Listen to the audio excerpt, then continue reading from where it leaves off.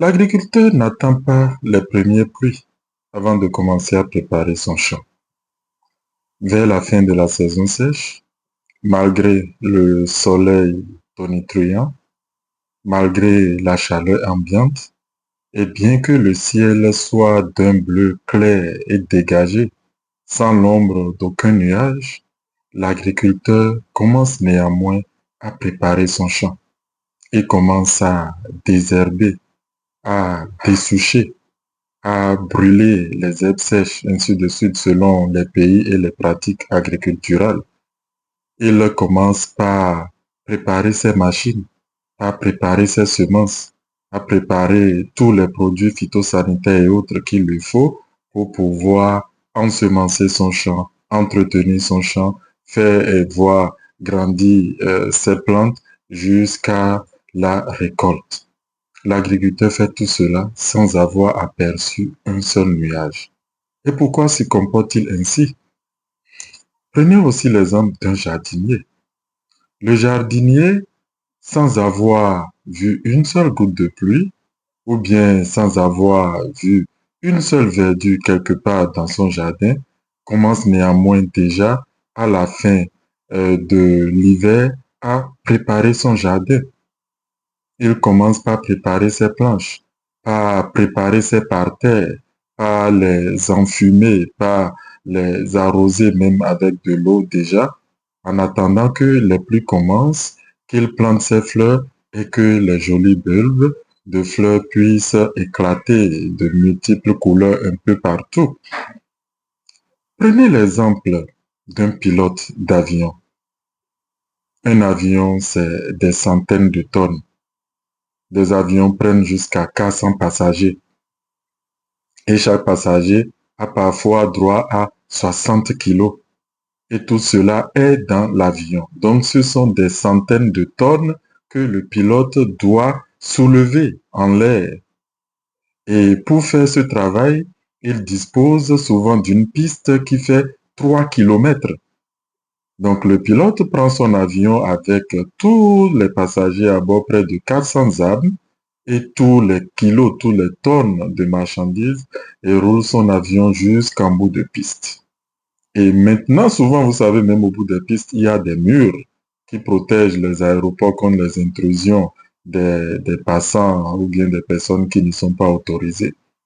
Et donc, sans aucune vue, en bout de piste là-bas, le pilote lance son avion à plein gaz.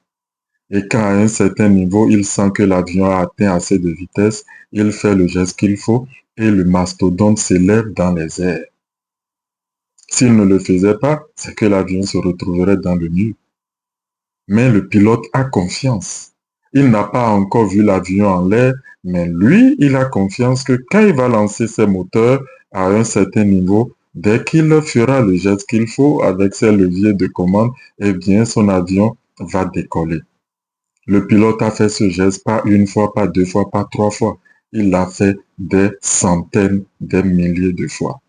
L'agriculteur également, pourquoi a-t-il une telle confiance? Parce qu'il a déjà vu les saisons se répéter, se renouveler une, deux, trois fois. Il a vu dans son enfance, il a vu dans son adolescence et même à son âge, à l'âge adulte, il sait qu'à telle période, les nuages commencent par se former, à telle période, les premières pluies viennent, à telle période, les pluies s'installent et puis ainsi de suite jusqu'à ce que les pluies finissent et lui, il peut faire sa récolte. L'agriculteur a fait ce même geste des centaines de fois.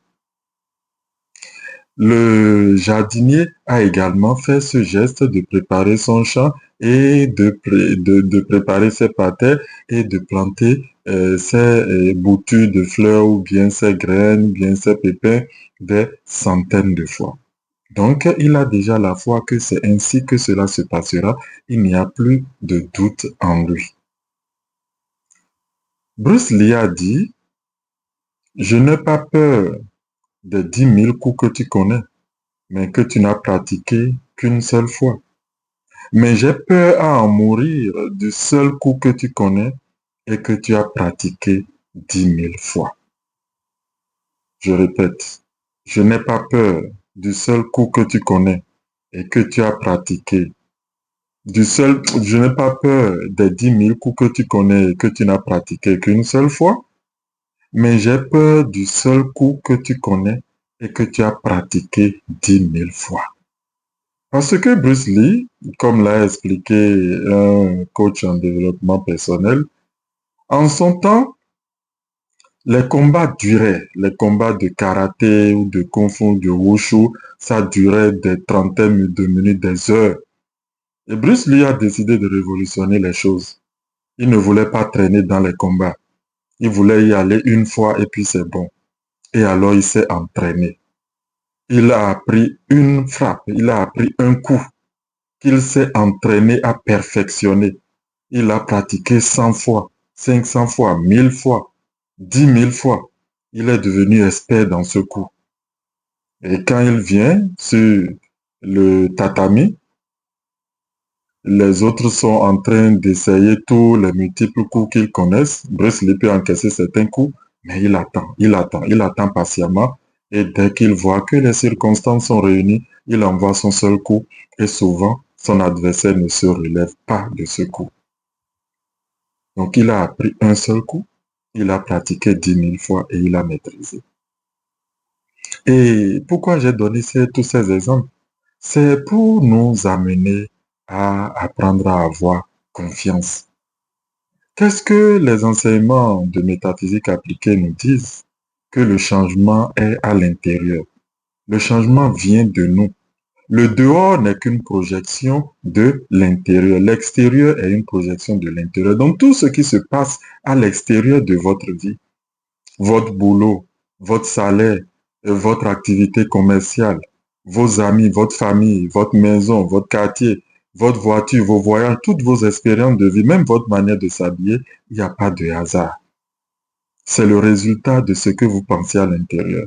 Et comme je le dis souvent, lorsque vous vous regardez dans le miroir et que vous n'aimez pas ce que vous voyez, vous ne changez pas l'image qui est dans le miroir. La femme qui s'est maquillée, qui se regarde dans le miroir et n'aime pas ce qu'elle voit, ne maquille pas son image qui est dans le miroir. Elle retourne et puis prend son miroir toujours, mais efface le maquillage qu'elle avait mis et maintenant reprend son maquillage jusqu'à ce qu'elle en soit satisfaite. Donc souvent, lorsque nous visualisons, lorsque nous assumons que la chose que nous voulons est déjà la nôtre, mais que nous ne voyons pas déjà les résultats à l'extérieur, nous commençons par douter. Nous consultons le compte bancaire, nous consultons nos SMS, nous consultons tous les signes extérieurs pour voir si ce que nous voulons, ce que nous visualisons, ce que nous avons, ce dont nous avons assumé la réalisation, s'est déjà passé.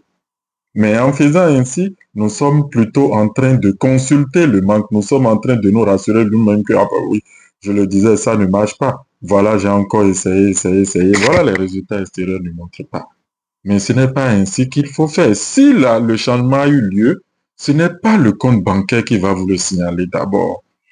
Ce n'est pas les appels ni les SMS que vous allez recevoir qui vont vous le signaler.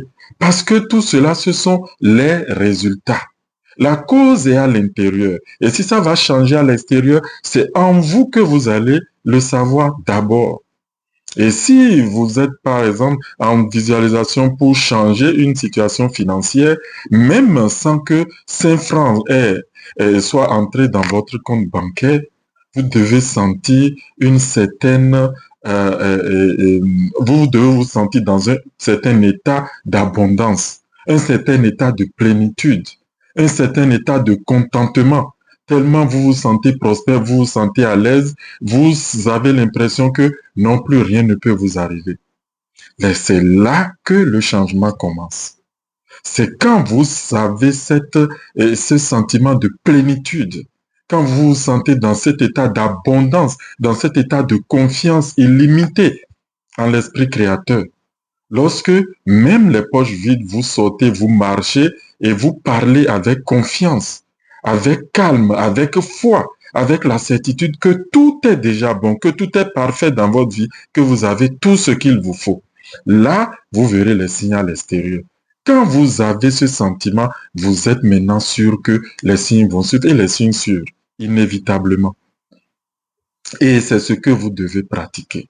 C'est ce que vous devez pratiquer une fois, 2 fois, 100 fois, 1000 fois. Vous devez cultiver ce sentiment de contentement. Vous devez cultiver ce sentiment d'abondance. Vous devez cultiver ce sentiment de joie. Et comment parvient-on à cultiver ce sentiment? Ça, je vous l'expliquerai le jeudi prochain. Je serai en direct, en live sur TikTok à partir de 20 h temps universel. Si vous avez le temps, connectez-vous sur le compte TikTok de cette page, de cette chaîne, et vous allez apprendre des choses merveilleuses. Qu'est-ce qui nous permet d'être toujours en confiance? Qu'est-ce qui nous permet d'avoir la certitude que tout va bien, même si les signes extérieurs ne le montrent pas? Qu'est-ce qui nous permet d'affirmer que nous sommes en bonne santé, même si nous avons semble-t-il, une température de 35 degrés? Qu'est-ce qui nous donne la confiance que tout va bien dans notre vie, même si les signes extérieurs semblent montrer le contraire? Je partagerai toutes ces connaissances avec vous le jeudi prochain. Je vais consulter encore la date. Je viendrai, je ferai une vidéo pour mieux vous l'expliquer. Oui, le jeudi prochain, c'est le jeudi 30 octobre à 20 h temps universel. Je serai encore sur cette page en live sur TikTok et sur les réseaux sociaux pour partager avec vous comment cultiver cette confiance, sur quoi nous pouvons nous adosser avec foi, avec confiance, avec tranquillité que tout va bien.